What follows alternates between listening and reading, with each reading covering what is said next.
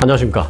그 나라의 임금 수준이 어느 정도인지를 수치로 표시하는 것 가운데 아이폰 지수를 하고 있습니다. 이 아이폰을 사기 위해서 며칠을 일해야 하는 건지를 조사한 건데요. 미국, 일본, 중국 그리고 한국도 발표가 됐습니다. 잠시 후에 정리를 해드리겠고요. 먼저 오늘도 간단하게 에피타이저 뉴스부터 전합니다. 한국으로 잠시 가볼까 합니다. 다음 주 목요일부터 한국에서는 추석 연휴를 맞게 되죠. 그런데 매년 가족 불화의 상징으로 자리매김하던 그 명절 차례 지내는 거, 이 명절 차례의 전통이 점차 사라지고 있다라는 소식입니다. 이 가족 불화가 좀 없어질 것 같아서 잘 된 건지 아니면 정말 안타까운 일인지 논란은 있습니다만은, 특히 올 추석에는요, 차례를 지내지 않겠다라는 가정이 차례를 지내겠다라는 가정보다 더 많은 것으로 조사됐습니다. 이제 사회적인 분위기가 점차 바뀌어가는 것으로 분석됩니다. 롯데 멤버스가 20대부터 50대 소비자 4,000명을 대상으로 진행한 설문조사에 따르면 올 추석에 차례를 지낸다라는 응답자는 43.7%로 지내지 않겠다는 응답자 56.4%보다 적었습니다. 이제는 오히려 차례를 지내는 가정이 소수가 된 것입니다. 농촌진흥청 조사도 비슷합니다. 지난해 설 명절에 차례를 지낸다고 응답한 비중은 39%로 코로나 이전인 2018년의 65.9%보다 크게 감소했습니다. 원인은 복합적입니다. 우선 세대가 바뀌면서 전통과 그 관습에 덜 얽매이는 분위기가 전 사회적으로 퍼진 것이 1차적입니다. 한 30대 직장인은 이렇게 말했습니다. 지난해 본가에서 차례가 없어졌다 라면서 할아버지는 처음에는 반대하셨지만 10년에 걸친 가족들의 설득 끝에 문화가 바뀌었음을 받아들이셨다라고 말했습니다. 또 자녀의 결혼을 계기로 새로 들어오는 이 며느리에게 부담을 지어주지 않기 위해서, 그 부담이 돼서 또 며느리와 또 갈등이 일어나는 그런 일을 만들지 않기 위해서 차례를 폐지하는, 자식 아들이 결혼하는 그걸 계기로 삼아서 그냥 차례를 폐지하는 그런 경우도 있었습니다. 또한 코로나 시기를 거치면서 명절에 고향을 찾아가는 문화 자체가 좀 얕아졌다라는 분석도 나옵니다. 또 다른 직장인 한모 씨는요, 코로나가 한창일 때 가족들이 모이지 못하다 보니까 자연스럽게 차례를 지내지 않게 됐다며, 지금은 명절 전주에 일주일 전에 미리 모여서 식사를 하고 또 연휴 기간에는 아예 각자 쉬는 방식으로 정착이 됐다라고 말하기도 했습니다. 지난해 한국에는 그 합계 출산율이 0.78, 두 사람이 결혼해서 아이 한 명도 못 낳는 거예요.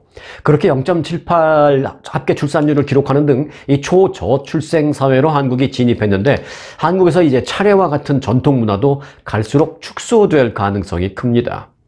차례를 지내지 않거나 간소화하기를 원하는 사람들이 이처럼 늘어나자 이 한국의 성균관 의례정립위원회에서는 급기야 차례상 간소화 방안을 내놓기도 했습니다. 이렇게 간소하게라도 좀 조촐하게라도 그래도 좀 차례를 지내야 되는 게 아닙니까? 라고 해서 구조지책으로 이제 한 건데, 차례라는 전통을 이어가게 만들어야 한다는 그런 의미로 만든 겁니다. 사진을 보시면 아주 간소화시킨 건 분명합니다. 사실 이 차례를 정식으로 지내려다 보면요, 정말 그 차례상 차리는 거 힘든 게 한두 가지가 아니죠. 그런데 이제 불필요하게 많은 음식을 준비하는 과정에서 발생할 수 있는 가족 간의 불화도 좀 여러 가지 걱정되는 그런 부분이었습니다, 지금까지.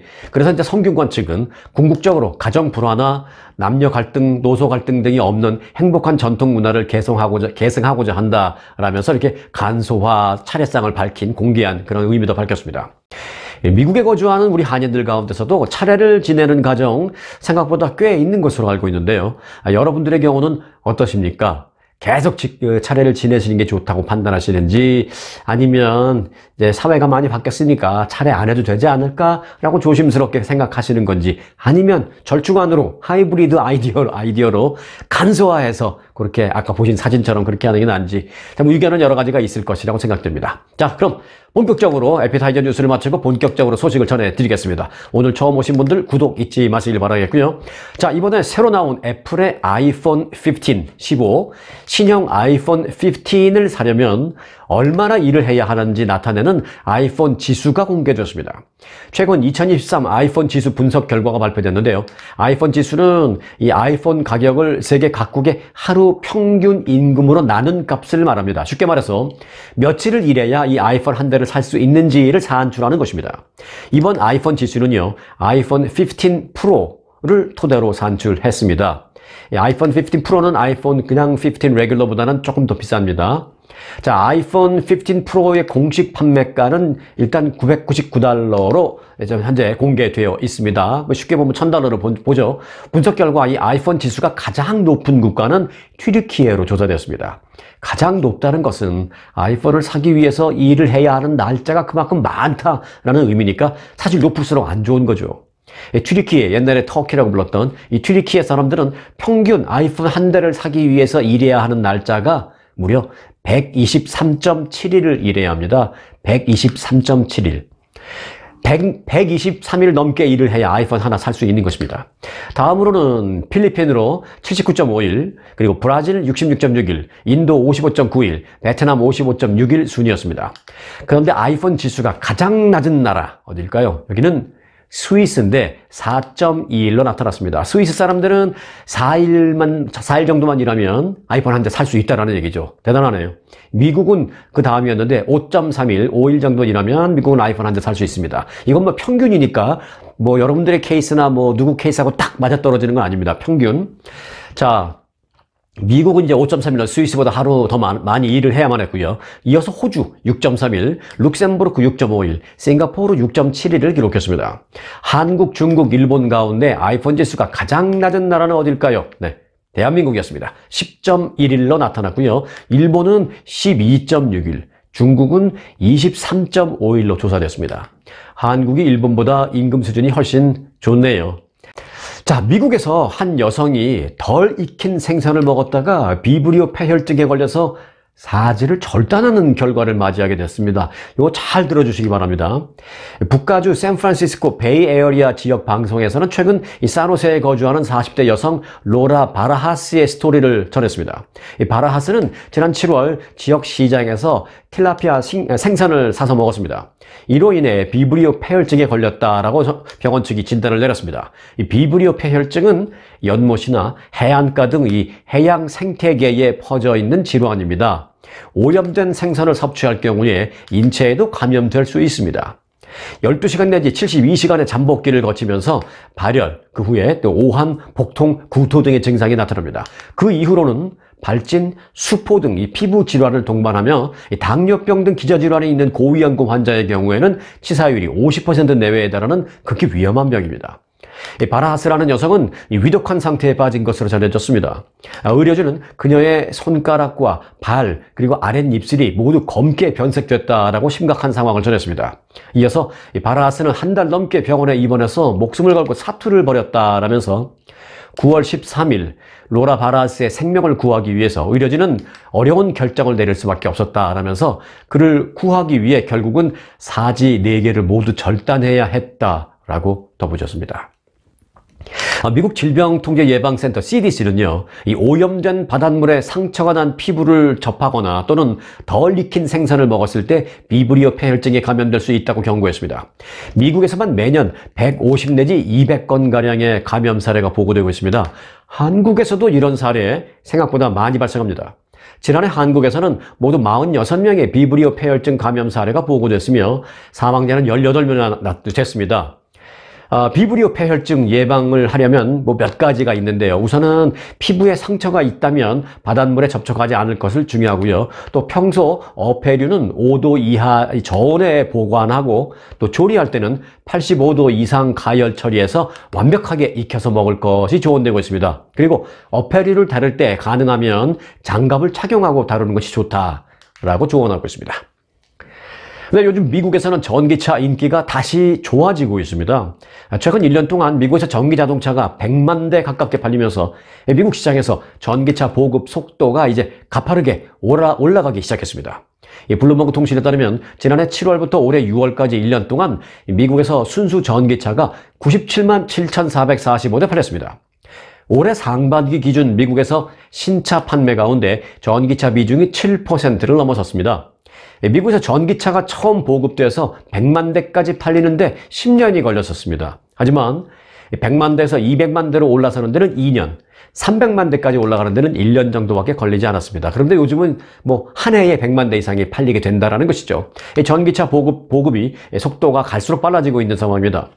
블룸버그는 전기차 점유율이 5%를 넘으면 전기차 비용과 또 충전의 불편함 등의 문제가 해결되면서 이 전기차 대중화가 시작한다라면서 지난 8월 기준 미국을 포함해서 23개국이 전기차 대중화 시대에 들어갔다라고 분석했습니다. 미국은 5%를 넘어서 7%가 이제 됐으니까요. 또 4년 내에 전기차 비중은 25%로 확대될 것이다 라고 전문가들은 예측을 했습니다. 업계에서는 자동차 판매에서 전기차가 5%를 차지하는 그 시점을 전기차가 대중화 단계로 넘어가는 일종의 티핑 포인트로 판단하고 있습니다. 블룸버그는 10개 전기차 모델을 소개를 했는데요. 그중에서 특히 현대차 그룹의 제네시스 GV70 이 전기차 모델에 대해서 매력쟁이라고 말했습니다. 그리고 이제 중형 SUV로 아주 날렵하면서도 정숙한 그런 버전이다라고 좋게 평가를 했습니다. 이 제네시스 GV70 이거는 SUV인데 전기차 SUV입니다. 현대의. 네, 현대차의 그리고 이제 세단 아이오닉 6도 자동차 평론가들로부터 찬사를 받았다라면서 친환경 선택이다라고 설명을 했습니다. 이 아이오닉 6 롱 레인지 모델은요, 한 번 충전하면 약 360마일 정도를 달릴 수 있는 것으로 알려졌습니다. 자, 현대차 말이 나왔으니까 현대 얘기 하나 더 해드리겠습니다. 현대자동차의 미국 경제 기여도가 200억 달러를 웃도는 것으로 조사됐습니다. 미국 자동차 연구조사센터가 발표한 보고서에 따르면 현대차는 미국 경제에 200억 달러 이상 기여했습니다. 지난 40년 동안 미국 경제 전반에 걸쳐 현대차의 지속적인 운영 투자와 일자리 창출, 또 자선 기부 및 지속 가능성에 대한 활동 등등등을 분석한 결과 이런 결론을 내렸다는 설명입니다. 자, 이 연구센터는요, 현대차는 지난 1986년 미국 시장에 처음 진출한 이후 지역 기업과 지역 사회 등 그 미국 경제 발전에 이바지를 했다라면서 특히 미국 전역 835개에 달하는 미국 전역에 835개 현대 딜러가 있습니다. 미국 전역 835개에 달하는 현대차 딜러를 통해서 지난 2021년에만 미국 경제에 201억 달러와 19만 개의 일자리를 창출했다라고 강조했습니다. 네, 미국 정치권 소식 잠시 살펴보겠습니다. 2024년 내년 미국 대선을 앞두고 올해 80세인 조 바이든 현 대통령의 그 나이를 둘러싼 논쟁이 계속 일어나고 있는 가운데 바이든 대통령이 재선에 성공하더라도 임기를 다 채우지 못할 것으로 생각한다라는 유권자들이 무려 40%를 웃도는 것으로 나타났습니다. CBS 방송이 유권자 4,002명을 대상으로 실시한 여론조사에 따르면 응답자의 44%는 바이든 대통령이 재선 임기를 마무리하지 못하고 중도 하차할 것으로 생각한다 라고 답변을 했습니다. 이 바이든 대통령이 두 번째 임기를 완수할 것으로 예상하는 유권자는 이보다 10%포인트가 적은 34%에 그쳤습니다. 그리고 이제 22%는 잘 모르겠습니다 라고 응답했습니다. 이 바이든 대통령의 맞상대로 유력한 트럼프 전 대통령에 대해서는 유권자의 55%가 임기를 무사히 마칠 것으로 내다봤습니다.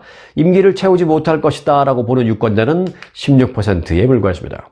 CBS 방송은 유권자 대부분은 바이든의 재선 임기에 대해서 확신하지 못하고 바이든이 충분히 건강한지에 대한 우려를 갖고 있는 것 같다라면서 이런 점들은 이미 불안해하는 그 대중에게 불확실성을 더욱 가중시키고 있다라고 지적했습니다. 한편 이번 가상 대결에서 바이든 대통령과 트럼프 전 대통령에 대한 지지율은 바이든 49, 트럼프 50으로 오차 범위 내에 초접전을 벌인 것으로 나타났습니다. 공화당 대선 후보 경선에서 압도적인 대세로를 지금 형성하고 있는 게 이제 트럼프 전 대통령이잖아요. 그런데 이제 트럼프 전 대통령이 부통령 후보, 즉 러닝메이트로 여성을 지명하는 데 대해서 긍정적인 입장을 나타냈습니다. 트럼프 전 대통령은 NBC 방송과의 인터뷰에서 내년 러닝메이트와 관련해서 여성 쪽으로 기울어졌느냐라는 그 한 사회자의 질문에 그 콘셉트는 정말 마음에 듭니다 라고 말했습니다. 앞서 크리스티 노엄 사우스다코타 주지사는 트럼프 전 대통령 정치자금 모금 행사에서 그의 바로 옆에 서서 그에 대한 지지 의사를 강하게 밝힌 바 있습니다. 이 일로 여성인 그 크리스티 노엄 주지사가 최근 부통령 후보로 부상한 상태입니다. 트럼프 전 대통령은 그 노엄 주지사에 대해서 그녀는 훌륭한 주지사다라고 짙게 세운 바 있기도 합니다. 그러면서 그녀는 내가 부통령 후보로 고려할 만한 사람 가운데 한 명이다 라고 말하기도 했습니다. 한편 크리스티 노엄 주지사 외에 이 대선에 출마해 있는 그 니키 헤일리 전 유엔 대사도 여성 부통령 후보군에 들어가 있습니다. 그리고 이 밖에 이제 앨리스 스테파닉 하원 의원, 또 마샤 블랙번 연방 상원 의원 등도 여성 부통령감으로 거론되고 있습니다. 자, 이런 가운데 미국에서 이 공화당이 내년 대선에서 정권 교체에 성공한다면 한국이 지금보다 더 큰 부담을 지고 북한 방어를 주도하도록 해야 한다라는 미국 보수 진영의 이 정책 제안서가 나와서 관심을 끌고 있습니다. 이 안보 무임승차로를 주창하면서 한국에 대한 대대적인 방위비 증액을 요구하던 트럼프 전 대통령의 재집권 가능성에 관심이 모이는 상황에서 이 한국이 직면하게 될 변수로 지금 주목되고 있습니다. 트럼프 행정부에서 활동한 전직 관료와 보수 성향 학자들은 최근 이 차기 정부의 국정과제를 담은 프로젝트 2025라는 보고서를 발간했습니다. 이 보고서는 미국의 동맹국들이 재래식 방어에서 반드시 훨씬 더 큰 책임을 져야 한다라면서 중국 대처뿐만이 아니라 러시아, 이란, 북한 위협에 대처에도 자신들의 역할을 더 해야 한다라고 제안했습니다. 이제 한국 같은 경우에 아주 대표적인 나라죠. 동맹국 가운데. 그러면서 비용 분담을 미국 국방 전략의 핵심으로 삼아야 한다라고 진단을 했습니다. 비용 분담. 지금까지보다 한국이나 일본 이런 데서 돈 더 내란 얘기죠. 특히 이제 한국에서. 미국은 동맹국들이 그렇게 하도록 단순히 돕는 데만 그치지 말고 강력하게 주문을 해야 한다라고 제안서에 이렇게 썼습니다. 이 보고서는 한국이 북한에 대한 재래식 방어를 주도할 수 있도록 해야 한다라고 언급해서 더 큰 역할을 압박할 가능성을 시사했습니다. 이 헤리티지 재단은 920페이지나 되는 이 보고서 내용을 공화당 대선 주자들에게 쫙 설명을 했습니다. 그리고 나서 공화당 내 대선 경선 주자들 가운데 론 디센티스 주지사 그리고 사업가인 비벡 라마스와미 등이 이 보고서에 대해서 공감한다라고 의사를 표시한 것으로 알려졌습니다. 네, 공공장소에서 심정지가 발생했을 경우에 주변 사람들이 여성 환자에게 심폐소생술, 이 CPR을 할 가능성이 이 남성 환자에 비해서 더 낮다라는 연구 결과가 나왔습니다. 좋다라는 게 아니라 수치가 낮다라는 겁니다. 캐나다 몬트리올 심장연구소팀은 스페인 바르셀로나에서 열린 유럽 응급의학화의 학술대회에서 미국과 캐나다 사례 분석 결과 공공장소에서 심정지 발생 시 여성이 CPR을 받을 확률이 남성보다도 낮은 것으로 나타났다고 밝혔습니다. 연구팀은 2005년부터 2015년까지 캐나다와 미국의 병원이 아닌 곳에서 발생했던 심정지 사례 39,000건에 대해서 분석했습니다. 그 결과 길거리 같은 공공장소에서 발생한 심정지 사례의 경우에는 여성이 주변 사람으로부터 CPR을 받을 확률이 61%로 68%인 남성보다 그 확률이 7%포인트나 낮았습니다. 이 공공장소에서의 심폐소생술 시행률은 연령과 관계없이 여성이 남성보다 모두 낮았습니다. 어떠한 연령대에도 다 여성이 낮았다는 거죠. 연구팀은 공공장소에서 응급 상황 발생 시에 여성이 심폐소생술을 받을 그 확률이 낮은 것에 대해서 정확한 이유는 알 수 없지만 사람들이 여성의 가슴을 압박하면서 이 심폐소생술을 해야 한다는 데에 부담을 느끼는 것 같다라고 분석을 했습니다. 하지만 연구팀은 심정지는 언제 어디서든 발생할 수 있기 때문에 모두가 이 심폐소생술 CPR을 배우고 주저없이 시행을 해야 할 것이다 라고 강조했습니다. 자, 다음에 전해드릴 스토리는 제가 소제목을 전해놨습니다. 소제목은 세상에 이런 일이입니다. 자, 애플의 무선 이어폰, 귀에다 꼽는 무선 이어폰, 이 에어팟 프로를 비타민 알약인 줄 알고 삼킨 미국 여성의 사연이 화제입니다. 미국의 IT 매체인 애플 인사이더는 유타주에 거주하는 타나 바커가 손에 있던 비타민 알약과 헷갈려서 에어팟 프로를 삼켰다라고 보도했습니다. 요만하게 생긴 귀에 꼽는 에어팟 프로. 바커는 자신의 틱톡 계정에서 대화에 집중하느라 알약을 제대로 살피지 못했는데 뭔가 모양이 이상했다라면서 당시 목에서 잘 안 넘어가길래 계속 물을 마시면서 삼켰더니 천천히 배 안으로 무언가 내려가는 느낌이 느껴졌다라고 설명했습니다. 이게 일반적인 비타민 약을 먹었을 때하고 느낌이 다르다는 거죠. 이후 손을 펴보니까 비타민 알약이 여전히 한쪽 손에 들려져 있었으며 자신이 삼킨 것은 다른 쪽 손에 쥐고 있던 애플의 에어팟 프로 한쪽 사이드였다는 것을 알게 됐다라는 설명입니다. 삼킨 그 에어팟 프로는요, 다행히 이틀 만에 변으로 배출된 것으로 알려졌습니다. 그래서 병원에서도 몸에 이상이 없음을 확인해 줬다라고 바커는 전했습니다. 이 틱톡 영상은 조회수 200만 회를 돌파할 정도로 화제가 됐습니다. 댓글창에는 에어팟 삼킴 사고가 일상에서 빈번히 일어나기 때문에 주의해야 한다라는 반응이 이어졌습니다. 앞서 지난 2021년에는요, 미국의 한 여성이 진통제와 또 이 에어팟을 착각해서 삼키고 응급실에 실려가는 일이 있었습니다. 또 중국에서는 에어팟을 끼고 잠들었다가 깨어나서 어디든지 찾질 못해서 찾다 보니 에어팟을 자신의 뱃속에서 찾은 그러니까 자다가 어떻게 귀에 있는 걸 후비다가 또 어떻게 또 입으로 가져갔는지 먹게 된 건가 봐요. 그래서 뱃속에서 찾은 그 남성의 스토리가 전해지기도 했었습니다. 의사들은 이렇게 말합니다. 실수로 에어팟을 삼켰을 경우에 자연 배출을 기다리는 게 가장 낫다라고 조언했습니다. 근데 뉴욕타임즈가 세계 최대 아기 수출국이라는 오명을 남긴 한국의 해외 입양의 쓰라린 과거와 또 이에 대한 진상 규명을 요구하는 입양인들의 목소리를 특별 조명하는 보도를 내보냈습니다. 뉴욕타임즈는 한국은 세계 최대 해외 입양 디아스포라를 가지고 있다라며 1953년 이래 20만 명의 한국 아이가 해외로 보내졌다라고 전했습니다. 뉴욕타임즈는 이러한 한국의 아기 수출 사업이 뿌리 깊은 제노포비아, 이 제노포비아라는 것은 외국인 혐오하는 마음이죠. 이 뿌리 깊은 외국인 혐오 사상과 또 혼혈아에 대한 편견에서 처음 시작됐다라고 설명했습니다.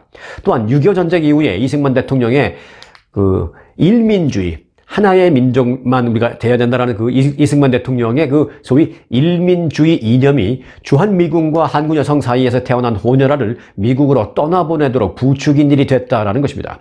뉴욕타임즈는 1960년대 말부터는 미혼모의 아이를 해외로 입양 보내는 경우가 많아졌다며 미혼모가 한국 편견의 또 다른 표적이 됐었다라고 지적했습니다. 뉴욕타임즈에 따르면 1978년까지 이 관련 업무를 담당하던 부청하 씨는 그 홀트 복지재단센터에서 일을 하던 그 부청하 씨는 당시 매주 금요일 전국에서 20명에 달하는 아기가 홀트로 몰려왔다라고 말했습니다. 그는 어떤 아이들은 정보가 전혀 없어서 의사들이 치아를 보고 이를 보고 나이를 가늠해야 했다라고 회상했습니다. 뉴욕타임즈는 1970년대에는 한국이 해외 입양 중단을 고려하기도 했었지만 1980년대 이민 및 민간 외교를 추진한다는 명목하에 다시 해외 입양 산업을 복구시켰다라고 설명했습니다. 뉴욕타임즈는 국제 언론들은 한국을 아기 수출국 또는 우편 주문 아기 등으로 지칭하기 시작했고 현재까지 이어지고 있는 상태다라고 짚었습니다. 한국 정부 내부 문건에 따르면 그런데 1985년에는 한 해에만 한국 아기 무려 8,837명이 해외로 입양된 것으로 밝혀졌습니다. 한 해에만. 또 입양기관은 아기 한 명당 입양비 1,450달러에 항공료 약 4,000달러의 수수료까지 받았던 것으로 나타났습니다. 그래서 아이를 해외로 입양시키는 그 입양기관이 하나의 잘 나가는 사업으로 번성했다는 것입니다. 이에 대해서 뉴욕타임즈는 입양기관들이 이러한 호황 사업을 계속 이어가기 위해서 미혼모를 위한 보호소를 직접 운영하면서 아기를 포기하겠다라는 각서의 서명을 받아내는 그런 일까지 했다라는 것입니다. 그래서 국가인권위원회 보고서 내용에 이것이 적혀 있다라는 것입니다. 이게 이번에 밝혀졌습니다. 지난해 8월 덴마크 한국인 진상규명그룹이라는 단체가 한국 정부의 진실화해위원회에 진상규명을 요청을 했고요. 결국은 그래서 이에 따른 조사가 지금 시작된 상태입니다. 뉴욕타임즈는 이를 언급하면서 한국이 사상 처음으로 입양산업에 대한 정부 공식 조사를 시작했다라면서 조사단은 내년 봄까지 조사 결과를 발표할 계획이다 라고 전했습니다. 뉴욕타임즈는 끝으로 한국이 역사적 잘못을 바로잡는 데 집착하지만 정작 뼈아픈 입양의 역사를 인정하는 데 있어서는 실패했다라는 한 전문가의 분석을 덧붙이기도 했습니다. 자, 오늘 영상은 안타까운 가슴 아픈 스토리를 전해드리면서 마치겠습니다. 오늘 영상 여기까지고요. 오늘도 끝까지 함께 해주신 열혈 구독자님들께 특급 감사를 드리고요. 또 혹시 오늘 처음 방문하신 분들은 구독 잊지 마시기 바라겠습니다. 스토리 뉴스 여기서 마칩니다.